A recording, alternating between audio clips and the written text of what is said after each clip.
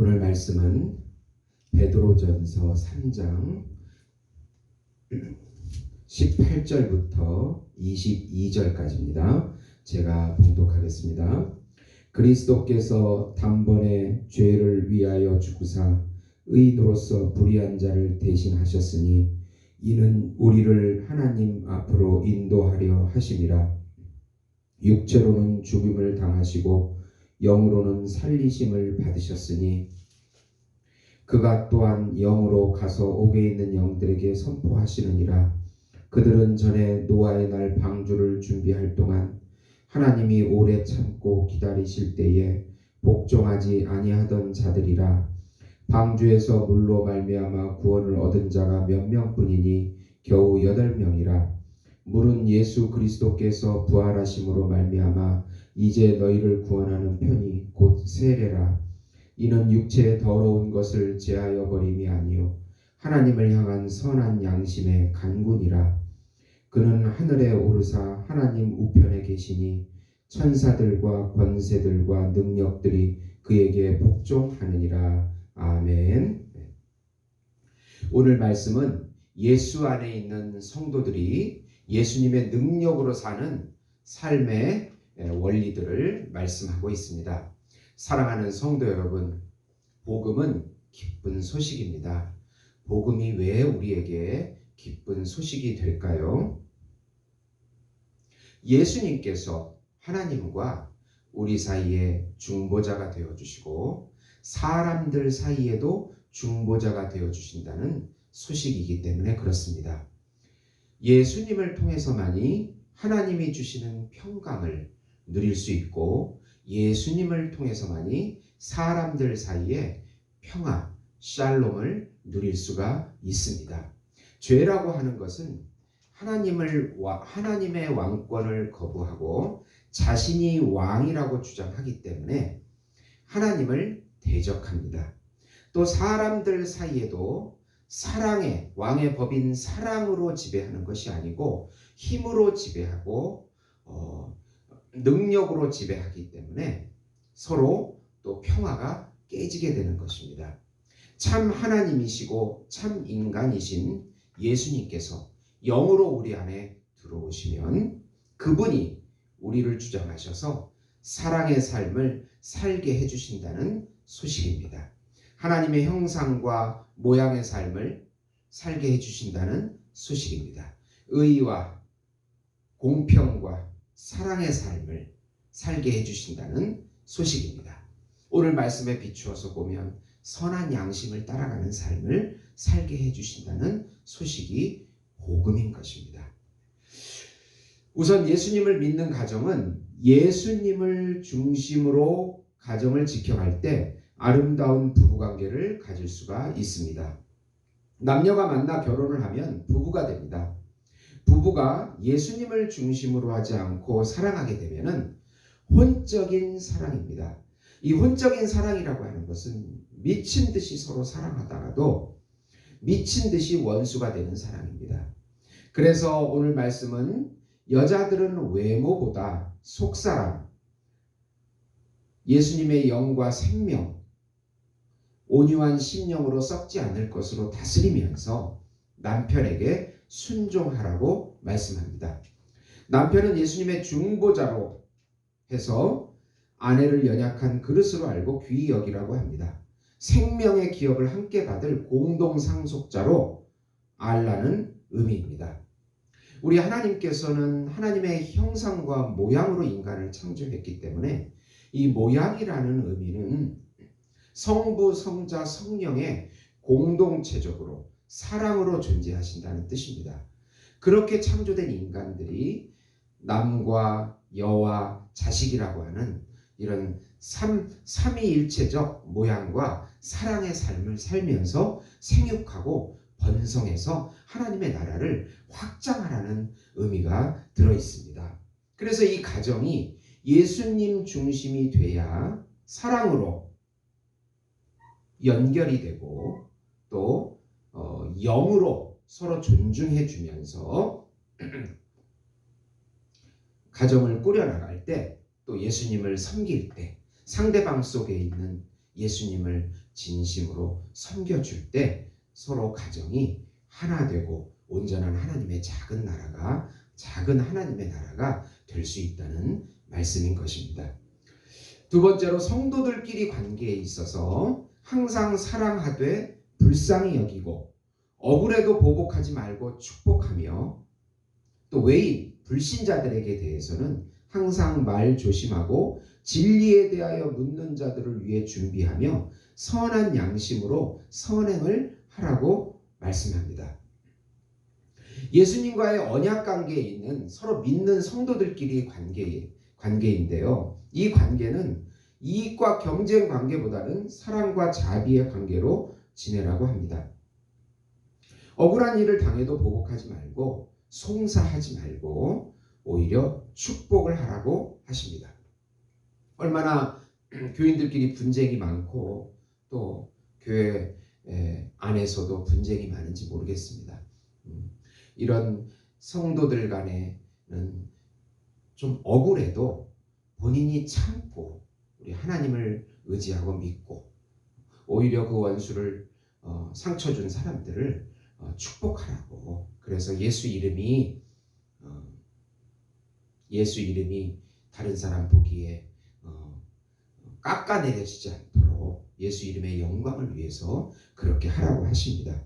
또 불신자들에 대해서는 항상 예수님의 향기가 되도록 말을 조심하라고 합니다. 그리고 그들에게 대답할 수 있는 진리를 항상 준비하고 예수님을 전할 기회를 얻으라는 것이죠. 그들이 보기에 선한 양심을 따라 선행을 하는 사람들로 우리가 늘 항상 선을 추구하고 선행을 하는 그런 사랑과 구제의 삶을 사는 모습을 보여주라고 말씀하고 있습니다. 16절에 한번 보시면 선한 양심을 가지라. 이는 그리스도 안에 있는 너희의 선행을 욕하는 자들로 그 비방하는 일에 부끄러움을 당하게 하려 함이라. 이렇게 말씀하는 것입니다. 네.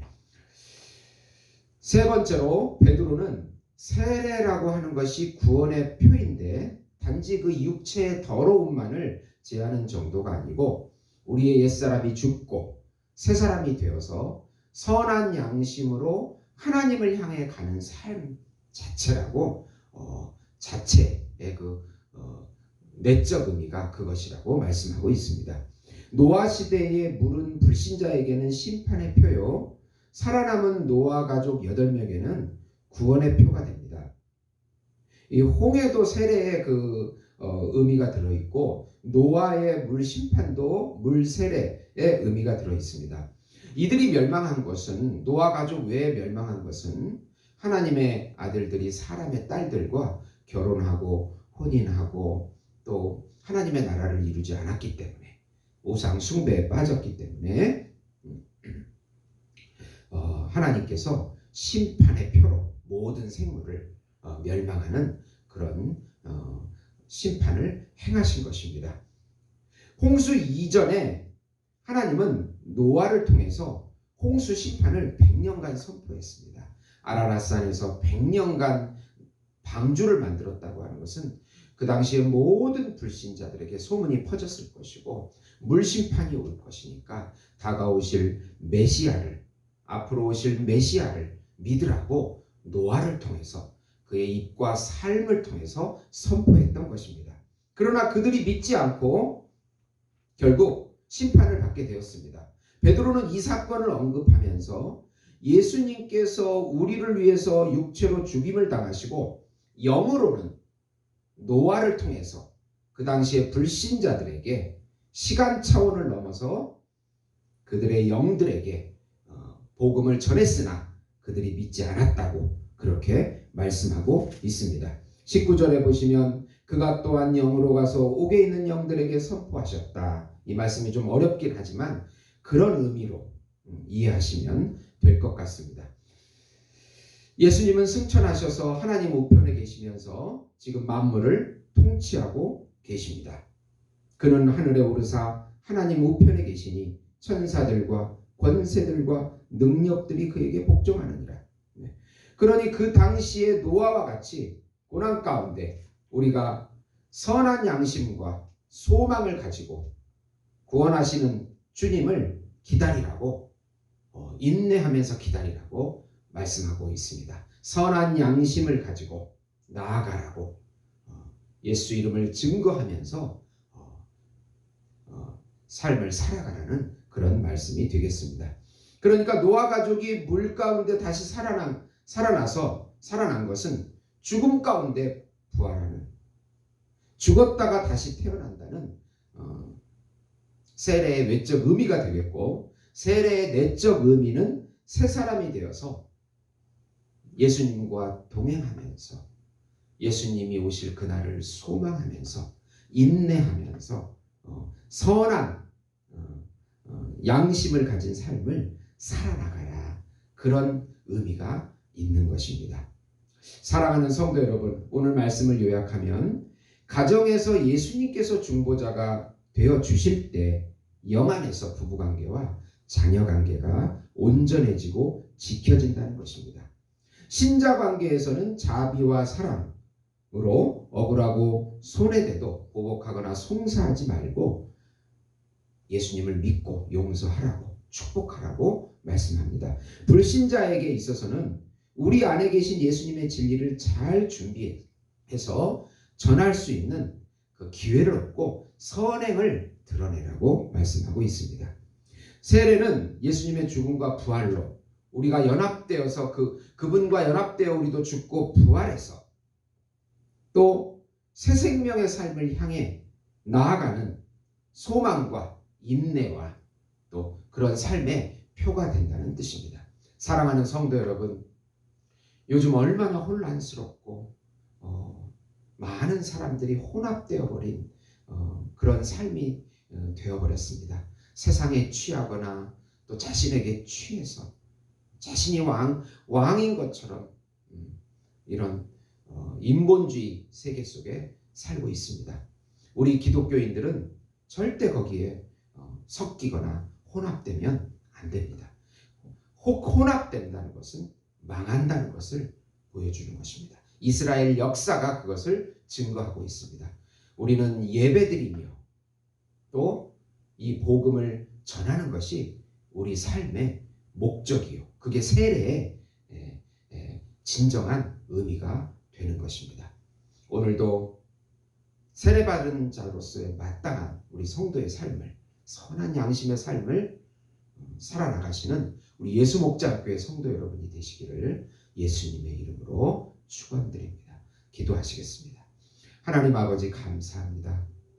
우리가 하나님의 나라의 자녀가 된 것이 얼마나 큰 하나님의 은혜이고 능력인지를 깊이 깨닫게 하시고, 예배하는 삶과 또 선한 양심의 삶을, 복음 전파의 삶을 살아갈 수 있도록 우리 안에 성령께서 역사해 주시고 붙잡아 주시옵소서. 세상에 혼합되지 않게 해 주시옵소서. 예수님의 이름으로 기도드리옵나이다. 아멘.